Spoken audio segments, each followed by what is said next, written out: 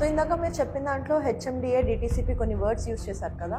నాకు లాగా ఎవరికైతే సబ్జెక్ట్ తెలియదో, ఎవరైతే కొత్తగా ఫ్రెష్గా మేము ఈ ఇండస్ట్రీకి వచ్చి ఇన్వెస్ట్ చేద్దామని చూస్తున్నామో, డిటిసిపి, హెచ్ఎండిఏ, జిహెచ్ఎంసి, రేరా, ఇంకేమో ఉంటాయి. అసలు వీటి మధ్య డిఫరెన్స్ ఏంటి? మేము దేని మీద ఫోకస్ చేసి ఇన్వెస్ట్ చేయాలంటారు? ఎత్తి వలగొట్టుకోవాల్సిన పని లేదు, అన్ని ఇంత నంబర్స్ కూడా దెవలాడాల్సిన పని లేదు. ఎందుకంటే టెక్నికల్ సబ్జెక్ట్ చాలా మందికి అర్థం కాదు. అందుకే నా సంజయ్ నాయక్ అని కొడుతున్నారు. ఫస్ట్ ఇంపార్టెంట్ ఏంటంటే, మీరు ఓఆర్ఆర్ లోపల కొంటున్నారంటే బ్లైండ్లీ వన్ థింగ్ గుర్తుపెట్టుకోండి, అది కమ్స్ అండర్ జిహెచ్ఎంసి. కానీ గ్రోత్ కారిడార్స్ అని, ఇంకా ఫార్మ్ ల్యాండ్స్ లేదా హెచ్ఎండిఏ ఓపెన్ ప్లాట్స్ ఇట్లాంటివి ఏమైతే ఉన్నాయో, వీటిలో దేని మీద ఇన్వెస్ట్ చేస్తే బెస్ట్ అంటారు? సో ఎప్పుడైనా కానీ మనం ఒకవేళ ప్లాట్స్లో వెళ్తే కనుక, ఓపెన్ ప్లాట్ వెళ్తే residential is the first priority. మనం కూడా ఏంటంటే మన పర్పస్ ఏముందన్న చూసుకోవాలి. ఓన్లీ ఫర్ రెసిడెన్షియల్ అన్నప్పుడు go for open plots. So ఒక ఏరియా కానీ, ఒక సిటీ కానీ ఇన్ఫ్రాస్ట్రక్చర్ డెవలప్మెంట్ ఏదైతే ఉందో, so coming to Hyderabad mainly metro దగ్గర నుంచి ట్రిపుల్ వరకు ఒక ఏరియా బాగా డెవలప్ అవ్వాలంటే ఫస్ట్ ఇంపార్టెంట్ మనకి కనెక్టివిటీస్, సెకండ్ ఇన్ఫ్రాస్ట్రక్చర్. అంటే ఎంత ఫాస్ట్గా ఇన్ఫ్రా వస్తే అంత ఫాస్ట్గా జనాలు వస్తారు.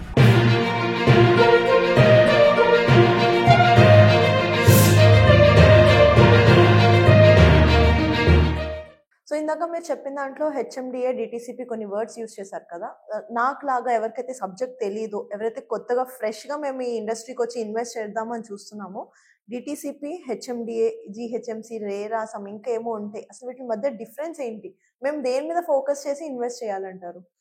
నేను చాలా ఈజీగా సింపుల్గా కట్టే కొట్టే తెచ్చే అన్నట్టు చెప్తా చూడండి. నేను ఎత్తి వలగొట్టుకోవాల్సిన పని లేదు, అన్ని ఇంత లంబాస్ కూడా దెవలాడాల్సిన పని లేదు. ఎందుకంటే టెక్నికల్ సబ్జెక్ట్ చాలా మందికి అర్థం కాదు. అందుకే నా సంజయ్ నాయక్ అని కొడుతున్నాడు. ఫస్ట్ ఇంపార్టెంట్ ఏంటంటే, మీరు ఓఆర్ఆర్ లోపల కొంటున్నారంటే బ్లైండ్లీ వన్ థింగ్ గుర్తుపెట్టుకోండి, అది comes under GHMC. First point, GHMC లోపలనే వస్తుంది మ్యాక్సిమం. ఒకవేళ ఇప్పుడిప్పుడే కొత్త లేఅవుట్ వేస్తే అది హెచ్ఎండిఏ కింద వస్తుంది. వెంచర్లు అన్నప్పుడు హెచ్ఎండిఏ అప్రూవ్డ్ అని ఉంటుంది. దాంట్లో మీకు ఎల్పీ నెంబర్ ఏ ఇయర్లో వచ్చింది, దానికి సంబంధించిన నెంబర్ కనిపిస్తూ ఉంటుంది. అది దాని తర్వాత వచ్చేసి నెక్స్ట్ మనం సిటీ దాటి బయటికి వెళ్తున్నప్పుడు కూడా ఒక ఏరియా లిమిట్ వరకు ఉంటుంది. 20 కిలోమీటర్లు 30 కిలోమీటర్ రేడియస్ వరకు ఉంటుంది.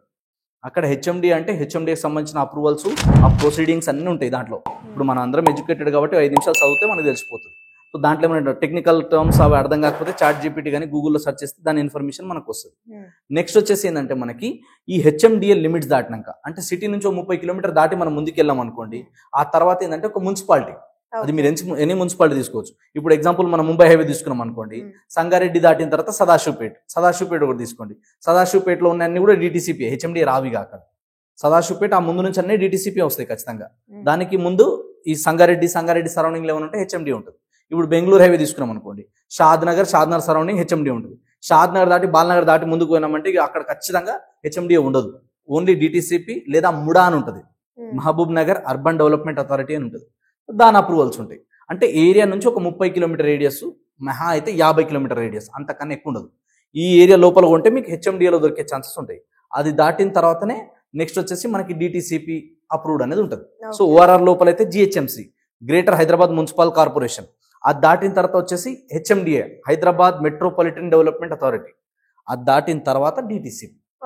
సో ఈ డిస్టెన్స్ ని బట్టి మీరు అర్థం చేసుకోవచ్చు సింపుల్ గా. ఈ లెవెల్స్ అనమాట ఇవి. మీరు ఎంత డిస్టెన్స్ వెళ్తున్నారో దాన్ని బట్టి చేంజెస్ వస్తాయి. సో డిటిసిపి అయినా హెచ్ఎండి అయినా రెరా అనేది కామన్ ఉంటుంది. సో రెరా అప్రూవల్ ఉందా లేదా? రెరా అంటే ఏం లేదు, జస్ట్ ఏంటంటే ఆ ఏ సర్వే నంబర్లు ఉన్నాయి, ఎక్కడ ఉన్నారు, ఏ డేట్ కల్లా వీరు చేస్తా అన్నారు, అప్లికేషన్ ఎప్పుడు పెట్టిరు, వీళ్ళకు 2 years 3 years టైం పీరియడ్ ఉంటుంది. అప్పటికల్లా వీళ్ళు డెవలప్మెంట్స్ అన్ని చేస్తారు. దీనికి సంబంధించిన అకౌంట్స్ మొత్తం మానిటర్ చేస్తారు. దీనికి సంబంధించిన ఫండ్స్ అన్ని జాగ్రత్త మెయింటైన్ చేస్తారు. ఇక్కడ నుంచి వచ్చే ఫండ్స్ తోనే వీళ్ళు ఖచ్చితంగా డెవలప్మెంట్ చేసి ఇస్తారు. ఇన్ కేసు ఇవ్వకపోతే దీంట్లో మార్టిగేజ్ ప్లాట్స్ అని ఉంటాయి. ఆ మార్టిగేజ్ ప్లాట్లన్నీ ఏం చేస్తుంది గవర్నమెంట్. ఒకవేళ ఈ డెవలపర్ కనుక అమ్ముకొని పారిపోతే, డెవలప్మెంట్లు చేయకపోతే మీరేం టెన్షన్ పడకండి. ఆ 30-50 ప్లాట్లు ఏవైతే ఒక ఏరియా మొత్తంలో 60% వాళ్ళు అమ్ముకోవడానికి ఉంటుంది. మిగతాది ఓపెన్ స్పేస్, పార్కు, రోడ్లు ఇవన్నీ వదిలేయాలి. మళ్ళీ దాంట్లో కూడా ఏంది, ఇంకో 10% మళ్ళీ మార్టిగేజ్ ఉంటుంది, అంటే 50%. సో ఈ 10% 20% ల్యాండ్ ఏవైతే గవర్నమెంట్ ఆపుకుంటుందో ఇది అమ్ముకొని కావాలంటే డెవలప్మెంట్ నేను చేసి ఇస్తా, టెన్షన్ పడాల్సిన అవసరం లేదు అని చెప్పేదే రెరా. సో ఇంత సింపుల్ అనమాట. దీనికి లంబా చూడ ఒక్కొక్క ఇట్టే చెప్తారు, ఏం లేదు దాంట్లో, సింపుల్. సో ఈ పారామీటర్ని మనం చెక్ చేసుకొని మనం ఎక్కడ కొంటామో, చలో ఈ ఏరియాలో హెచ్ఎండిఏ ఉందా, డిటిసిపి ఉందా, చలో ఇది ఉందంటే దాని అప్రూవల్ చెక్ చేసుకొని ఫర్దర్గా మనం ప్రొసీడ్ అవ్వడమే. ఇంకా పెద్ద టెన్షన్ ఏం లేదు దాంట్లో. ఓకే, కానీ గ్రోత్ కారిడార్స్ అని ఇంకా ఫార్మ్ ల్యాండ్స్ లేదా హెచ్ఎండిఏ ఓపెన్ ప్లాట్స్ ఇట్లాంటివి ఏమైతే ఉన్నాయో వీటిలో దేని మీద ఇన్వెస్ట్ చేస్తే బెస్ట్ అంటారు? సో కారిడార్స్ కొన్ని లిమిటేషన్స్ ఉంటాయి, జోనింగ్స్ అని కొన్ని ఉంటాయి. ఓకే. సో ఎప్పుడైనా కానీ మనం ఒకవేళ ప్లాట్స్ లో వెళ్తే కనుక, ఓపెన్ ప్లాట్ వెళ్తే residential is first priority. Okay. ఒకవేళ మనం ఇండస్ట్రీస్ పెడుతున్నాము, ఏదైనా కంపెనీలు పెడుతున్నాము, ఏదైనా మ్యానుఫ్యాక్చరింగ్ ప్రొడక్షన్ చేస్తున్నాం అంటే అప్పుడు ఏం చేయాలి, మనం ఇండస్ట్రియల్ ఏరియాలో పోయి ఇన్వెస్ట్మెంట్ చేయాలి. ఎందుకు, అన్ని చుట్టూ కంపెనీస్ అక్కడ ఎక్కువ ఉంటాయి కాబట్టి అక్కడ గవర్నమెంట్ నుంచి సపోర్ట్ ఎక్కువ ఉంటుంది మనకి. లైక్ పవర్స్ కానీ, రోడ్స్ కానివ్వండి, వాటర్ కానివ్వండి, తర్వాత వచ్చేసి అక్కడ బస్సులు కానీ ఇంకా కొన్ని ఫెసిలిటీస్ ప్రొవైడ్ చేస్తుంది గవర్నమెంట్. సో ఇండస్ట్రీస్ పెట్టాలి, కంపెనీస్ పెట్టాలన్నప్పుడు గో ఫర్ ఇండస్ట్రియల్ ల్యాండ్స్. లేదు మేము వ్యవసాయం చేసుకోవాలి అన్నప్పుడు గో ఫర్ అగ్రికల్చర్ ల్యాండ్. లేదు ఒక ఫామ్ హౌస్ లాగా కట్టుకుని ఉండాలి, ఎప్పుడో వీకెండ్స్ వెళ్ళి ఎంజాయ్ చేసి రావాలంటే అప్పుడు ఏం చేయాలి, గో ఫర్ ఫార్మ్ ల్యాండ్స్. అట్లా. సో దీన్ని బట్టి మన వేరియేషన్స్ వస్తాయి.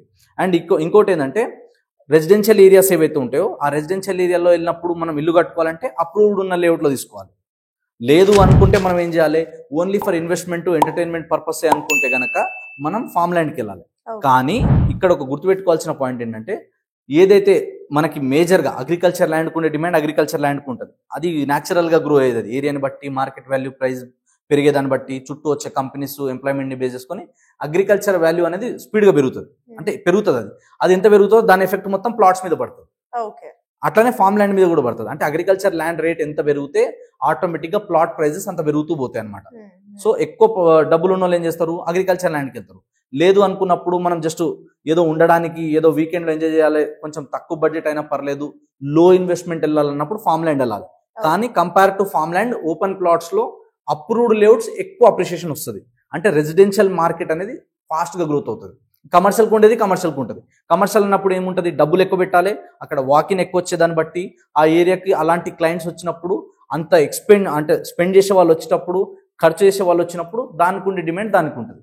కానీ ఒకవేళ రెసిడెన్షియల్కి వెళ్ళాలంటే నేను పర్సనల్గా సజెస్ట్ చేసేది go for approved layouts, open plots. Farm land ఏంటంటే మీరు దాంట్లో పెద్ద అప్రిషియేషన్ వస్తుంది అని హై ఎక్స్పెక్టేషన్తో పోవద్దు. ఎవరైనా ఫామ్ ల్యాండ్లో గజం 10,000 పెట్టి 5 ఏళ్లలో 20,000 30,000 అవుతాయంటే నమ్మకండి. అన్ని చోట్ల అన్ని సార్లు అట్లా కాదు.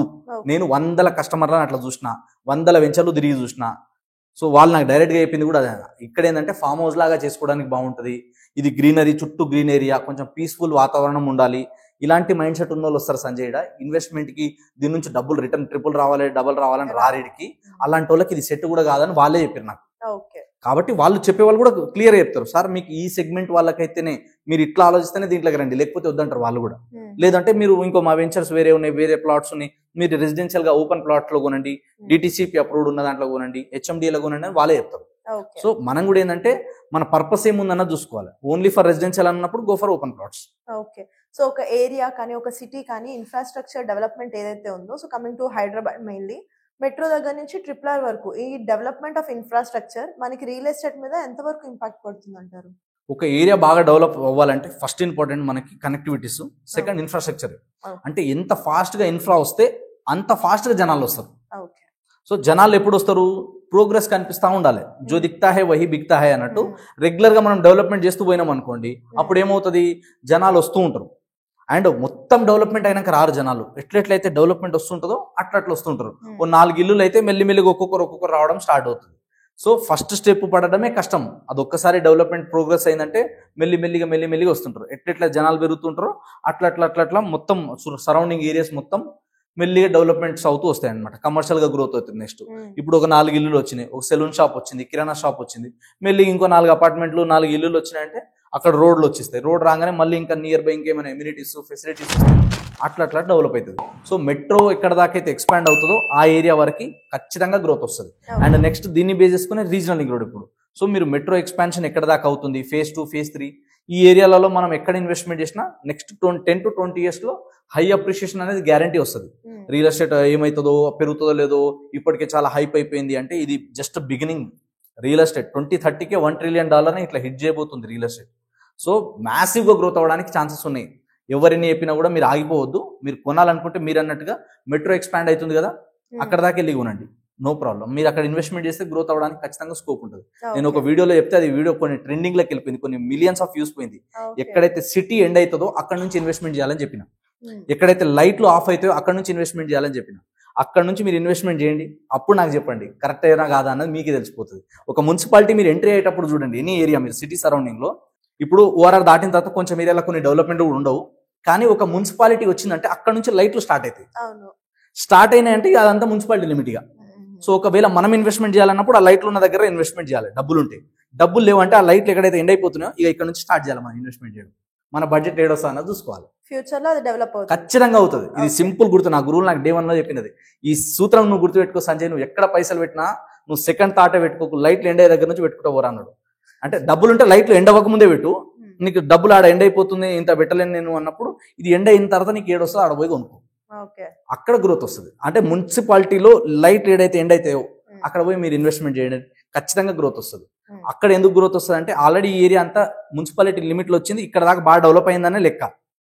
నెక్స్ట్ ఇక్కడ నుంచి ఎక్స్పాండ్ అవ్వాల్సింది ఎక్కడికి, నెక్స్ట్ ముందుకే వెళ్ళొస్తుంది ఖచ్చితంగా. అట్లా మనం ఇన్వెస్ట్మెంట్ చేయాలి, అప్పుడు గ్రోత్ వస్తుంది.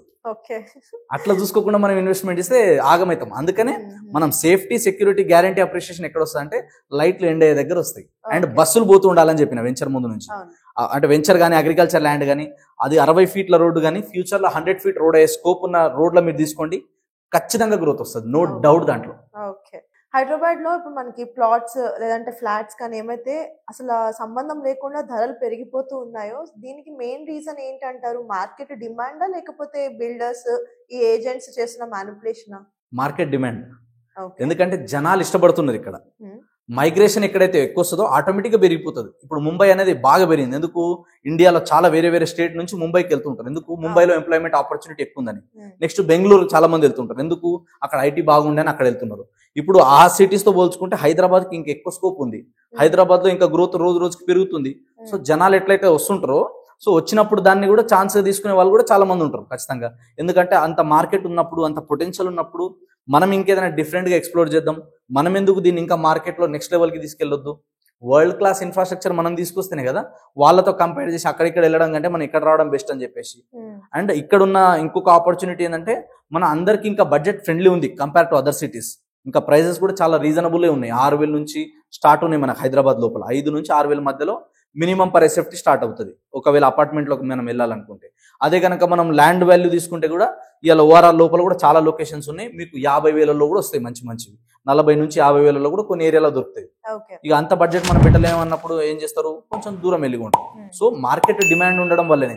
డిమాండ్ లేదు, జనాలు ఎవరు వస్తలేరు, ఉత్తగానే వీళ్ళు పెంచుకుంటూ పోతారంటే అది ఒక టైం వచ్చినాక సాచురేషన్ అయిపోతుంది. ఇక ఆడికించి ఎవ్వరు కూడా చూడరు దాన్ని.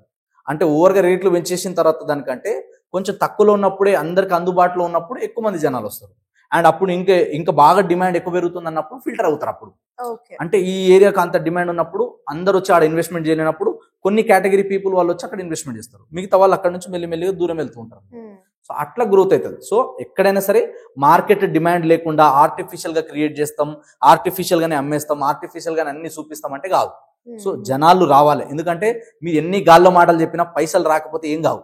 అంటే అల్టిమేట్ గా డబ్బులు జనరేట్ అవ్వాలి, మనీ పుట్టాలి. మనీ పుట్టక ముందే మీరు డబ్బు కొట్టుకుంటే ఇదైతుంది అదైతుంది అంటే గాల్లో కడితే కావు కదా. జనాలు రావాలి ప్రాక్టికల్ గా, అప్పుడు మాత్రమే గ్రోత్ వస్తుంది. సో మీరు లాస్ట్ 10 years గ్రాఫ్ తీసుకోండి హైదరాబాద్ లో, జనాలు పెరిగిరా లేదా? ఇప్పుడు నేను చెప్తున్నా కదా, నేనేదో అమ్ముకోనికేనో నా ప్రమోషన్ కోసం మస్తు చెప్తా అనుకోండి. జస్ట్ గో అండ్ సర్చ్, గూగుల్లో సర్చ్ చేయండి, హైదరాబాద్ లో జనాలు వస్తారా ఆగిపోతారా? ఎందుకు వస్తున్నారు? రాకపోవడానికి కారణాలు ఏంది, వస్తే కారణాలు ఏంది? సింపుల్. దీన్ని బట్టి మనకు అర్థమైపోతుంది. మనం దీన్ని చాలా మంది ఏంటంటే మునిగి లోతుగా 2 నెలలు 3 నెలల నుంచి ఆలోచిస్తారు. నాకు క్లయింట్ తగిలిండి, ఆయన అంటుండు, సంజయ్ 3 నెలల నుంచి సర్చ్ చేస్తున్న ప్లాట్ కొనికి అన్నాడు. ఒక్క ఫోన్ కొడితే అయిపోతుండే కదా సార్, నేను చెప్తుండే కదా మీకు అన్న. ఎందుకంటే దాంట్లో ఇది కొనాలా అది కొనాలా. చాలా మంది ఏదైనా పెళ్లి చేయాలన్నా, బర్త్డే దావత్ చేయాలన్నా 2 నెలల నుంచి ప్లానింగ్ చేస్తారు. ఇక్కడ పెళ్లి చేయాలి, ఇక్కడ దావత్ చేయాలి, ఏం ఫుడ్ పెట్టాలి, ఇవన్నీ ఎందుకు ఆలోచిస్తున్నారు? కట్టే కొత్తే తెచ్చే ఒక 10 నిమిషాలు కూర్చోవాలి, ఏం చేయాలి, మన బడ్జెట్ ఎంతలా కావాలన్నది ఒక 10 నిమిషాల్లో రాసుకుంటే అయిపోయేదానికి నెల టైం వేస్ట్ చేస్తారు. సో సింపుల్ గా మనకి ఏం కావాలో మనకి క్లారిటీ ఉండాలి. ఆ క్లారిటీ ఉంటే మనకి ఆప్షన్స్ చాలా వస్తాయి, ఈజీగా దూసుకెళ్ళిపోవచ్చు. ఎక్కువ టైం వేస్ట్ చేయొద్దని నేను పర్సనల్గా చెప్తా. ఓకే. సో కొన్ని చోట్ల ఈ ల్యాండ్ ఎంక్రోచ్మెంట్స్ కానీ, లేఅవుట్ క్యాన్సిలేషన్స్ కానీ, గవర్నమెంట్ ప్రాజెక్ట్స్ పేరుతోటి ఇల్లీగల్ థింగ్స్ నడుపుతున్నారు. ఇది ఎంతవరకు నిజం అంటారు? చాలా ఉంటాయి. ఎందుకంటే ఇప్పుడు గవర్నమెంట్స్ ఏదైనా ఆక్షన్ పెట్టినప్పుడు కానీ అక్కడ చుట్టుపక్కల వచ్చే వాళ్ళు ఎవరు ఉంటారు, ఎవరు అక్కడ కొంటున్నారు అన్నది ఒకటి ఉంటుంది. నేను కొన్ని చెప్పలేను కానీ కొన్ని చెప్తా. సో అట్లా ఏమవుతారంటే కొన్ని ఆథరైజ్డ్ అవ్వడానికి ఛాన్సెస్ గతంలో ఎక్కువ ఉండే. అంటే ఏవైతే ఈ డిజిటల్లో రాకముందు మనకి అంత లీగల్గా ఇంత ఆన్లైన్ సిస్టమ్ లేకముందు ఎక్కువ జరిగినాయి. ఇప్పుడు ఏంటంటే మొత్తం ఆన్లైన్ వచ్చినాయి కాబట్టి దీనికి సంబంధించిన రికార్డ్స్ అన్ని గవర్నమెంట్ దగ్గర ఉంటుంది. సో ప్రైవేట్ వ్యక్తులు వచ్చి అక్కడ చేయడానికి ఛాన్సెస్ అనేది చాలా తక్కువ ఉంటుంది. అట్లా ఉండే ఛాన్సెస్ ఉండదు. కానీ ఎప్పుడు మనం ప్రాపర్టీ కొన్నా కూడా ఏంటంటే ఇప్పుడున్న మార్కెట్లో అంతా మరీ ఏం తెలియకుండా పోయి గుడ్డిగా పైసలు పెట్టేంత అయితే ఎవరు లేరు, పాలు తాగే పిల్లలు ఎవరు లేరు. సో మనం ముఖ్యంగా చూడాల్సింది ఏంటంటే అది పట్టా ల్యాండా కాదా, అది క్లియర్ ఉందా లేదా, ఇవి తెలుసుకున్న తర్వాతనే ఏమైనా వెంచర్కి అప్రూవల్కి వెళ్తారు. సో వెంచర్ వాళ్ళు పర్మిషన్ ఇవ్వాలన్నా కూడా అప్రూవ్డ్ ఉంటేనే వాళ్ళు అన్ని క్రాస్ వెరిఫికేషన్ చేసినాకనే మనకి ఇస్తారు. కాబట్టి దీంట్లో మోసాలు, గతంలో లాగా డబుల్ రిజిస్ట్రేషన్లు, లేకపోతే ఎక్కడో మనకి ఏదో వేరే జోన్లలో పోయి తీసుకుపోయి అక్కడ ఎత్తేస్తాము, అక్కడ రిజిస్ట్రేషన్ కావాలంటే కాదు. అండ్ అక్కడ ఏమైనా ప్రాబ్లం ఉంటే, ఆ ల్యాండ్ సంబంధించిన ఏమైనా ఇబ్బందులు ఉన్నా కూడా మీకు డాక్యుమెంట్లో మెన్షన్ అయి ఉంటుంది, అది ఈసీలో కూడా రిఫ్లెక్ట్ అవుతూ ఉంటుంది. సో అక్కడ మనకు తెలిసిపోతుంది అది క్లియర్ ల్యాండా కాదా అన్నది. అవన్నీ తెలియకపోతే నేను మళ్ళీ చెప్తున్నా ఏంటంటే లీగల్ వెరిఫికేషన్కి వెళ్ళండి, లేదా ఒక రియల్ ఎస్టేట్ ఎక్స్పర్ట్లను కలవండి, మీకు అక్కడ ఈజీ అయిపోతుంది కదా.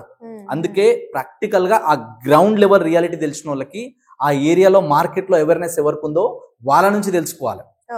సో అట్లా తెలుసుకుంటే అవుతుంది. అంతేగాని ఎవరు పడితే వాళ్ళు రియల్ ఎస్టేట్ గురించి చెప్పినంత మాత్రాన కూడా కాదు. రియల్ ఎస్టేట్లో ఎవరికి అవేర్నెస్ ఉంది, ఎవరు దీంట్లో నిజంగా గ్రౌండ్ లెవెల్లో రియాలిటీ తెలుసు, వాళ్ళ త్రూ వెళ్తే ఏంటంటే ఇన్సైట్స్ కొన్ని తెలిసి ఉంటాయి. ఇప్పుడు మీరు డైరెక్ట్ వెళ్ళి ఒక ప్రాపర్టీ గురించి అడిగిరండి, నేను వెళ్ళి అడిగేసి వస్తా, మీకు నాకు చెప్పే దాంట్లో జమీన్ ఆస్మాన్ ఫరక్ ఉంటుంది. మీరు అడిగే క్వశ్చన్స్ వేరే ఉంటాయి, నేను అడిగే క్వశ్చన్స్ ఉంటాయి. మీరు 4 క్వశ్చన్లు వేస్తే మిమ్మల్ని ఒక అంచనా వేస్తారు, నేను 4 క్వశ్చన్లు వేస్తే నన్ను ఒక అంచనా వేస్తారు. డిఫరెన్సెస్ అర్థమైపోతుంది. ఈయనకు చెప్తే మనల్ని పట్టుకుంటాడా లేదా ఆయనకు తెలిసిపోతుంది, ఈమెకు చెప్తే ఈమె నిజంగా మనం అర్థం చేసుకుంటారా లేకపోతే గోల్మాల్ చేయొచ్చా అన్నది తెలిసిపోతుంది. సో ఇవన్నీ ఎవరికి తెలుస్తాయంటే, అంటే రియల్ ఎస్టేట్ అనేది సముద్రం మేడం. దీంట్లో ఏంటంటే తొవ్వే కొద్ది వెళ్తూనే ఉంటుంది, మునిగే కొద్ది ఇంకా లోతు వెళ్తూనే ఉంటుంది, చాలా ఉంటుంది దీంట్లో. సో దిస్ ఈజ్ ఎండ్లెస్ అనమాట, కంటిన్యూస్ లెర్నింగ్ ఉంటుంది. స్టిల్ మేము 8 years నుంచి ఉన్నాం, బట్ ఇంకా స్టిల్ లెర్నింగ్. దీంట్లో కూడా చాలా ఉంటాయి, మాకు తెలిసినవి ఉంటాయి, తెలియని ఉంటాయి, కొత్త కొత్త అప్డేట్స్ వస్తాయి. సో చేంజ్ అవుతున్నారు, ట్రెండ్ చేంజ్ అవుతున్నప్పుడు, మార్కెట్ చేంజ్ అవుతున్నప్పుడు మనం కూడా చేంజ్ చేస్తూ పోవాలి. ఓకే.